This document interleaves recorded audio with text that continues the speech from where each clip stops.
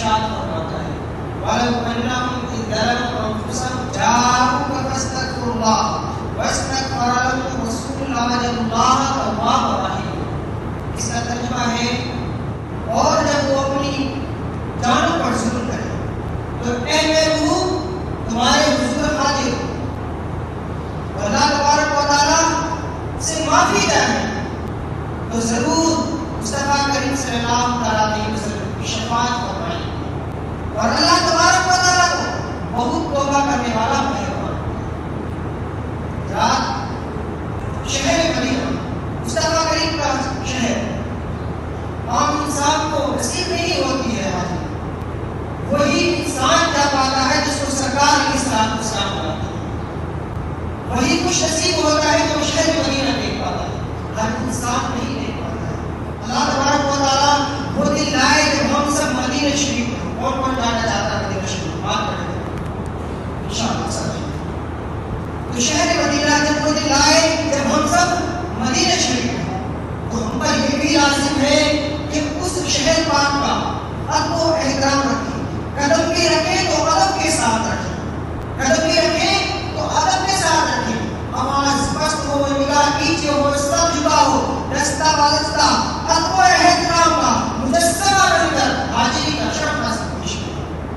تو بھی تو شاعر کہتا ہے سنبھل کر پاؤں رکھنا حاجی اور شہر مدینہ ہے، سنبھل کر پاؤں رکھنا حاجی اور شہر مدینہ ہے، کہیں ایسا نہ ہو کے ساتھ سفر بیکار ہو جائے، کہیں ایسا نہ ہو کے ساتھ سفر بیکار ہو جائے۔ اور اعلیٰ حضرت امام اہل سنت رضی اللہ تعالیٰ عنہ فرماتے ہیں حرم کی زمین اور قدم رکھ کے چلنا،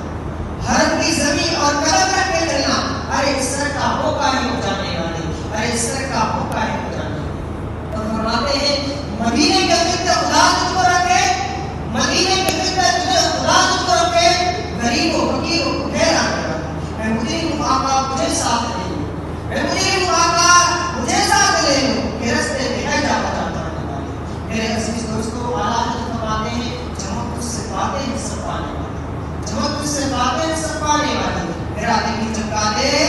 چمکانے والے۔ میرے عزیز دوستو میں آپ کو بتاتا چلوں کہ جب انسان شہر مدینہ جاتا ہے کہ وہاں کا ادب و احترام بھی ضروری ہے۔ آج کل انسان جاتے ہیں شہر مدینہ جاتے ہیں اتنے روپے لگا دیتے ہیں اور میرے عزیز دوستو وہاں جاتے ہیں، وہاں جانے کے بعد میں کیا کرتے ہیں، نہ تو چلنے کا شعور ہوتا ہے، نہ دیکھنے کا شعور ہوتا ہے، نہ آواز کا شعور ہوتا ہے کہ کیسی بلند آواز نکل رہی ہے۔ میرے عزیز دوستو اتنے روپے لگانے کے بعد میں بھی وہ تمہارا ہر کوئی کام کر رہا ہے کیا فائدہ؟ تبھی تو شاعر کہتا ہے سنبھل کر پاؤں رکھنا حاجی اور شہر مدینہ ہے، سنبھل کر پاؤں رکھنا حاجی اور شہر مدینہ ہے، کہیں ایسا نہ ہو کہ سارا سفر بیکار ہو جائے،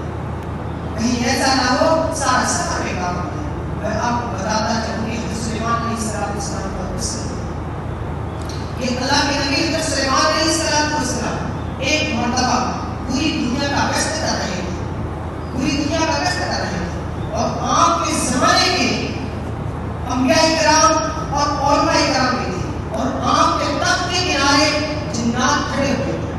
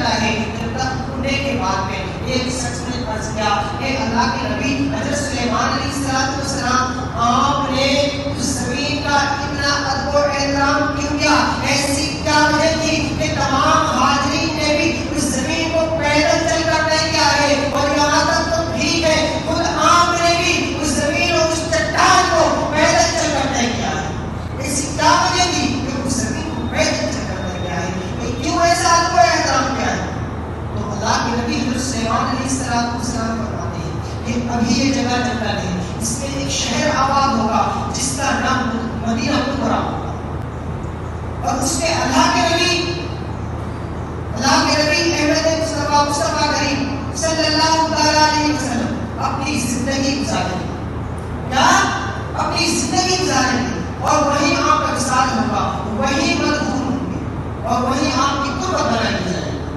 اللہ، اور وہ جگہ عرش اعظم اور بیت المقدس سے بھی اور خانہ کعبہ سے بھی افضل و اعلیٰ ہوگی۔ کون سی جگہ؟ مدینہ منورہ۔ اس لیے میں اس جگہ کا ادب و احترام ہو جاتا ہے۔ اللہ پر آپ نے غور کیا ہوگا کہ اللہ کے نبی حضرت سلیمان علیہ السلام اس جگہ کا اتنا ادب و احترام کر رہے ہیں، ابھی نبی پاک علیہ السلام اس شہر میں تشریف نہیں لائے ہیں، بلکہ 1000 سال پہلے اس زمین کا اس قدر ادب و احترام کر رہے ہیں۔ آپ نے غور کیا ہے، ابھی وہ جگہ چٹان ہے، میدان ہے، ابھی وہ جگہ میں اس جگہ میں مدینہ منورہ آباد نہیں ہوا،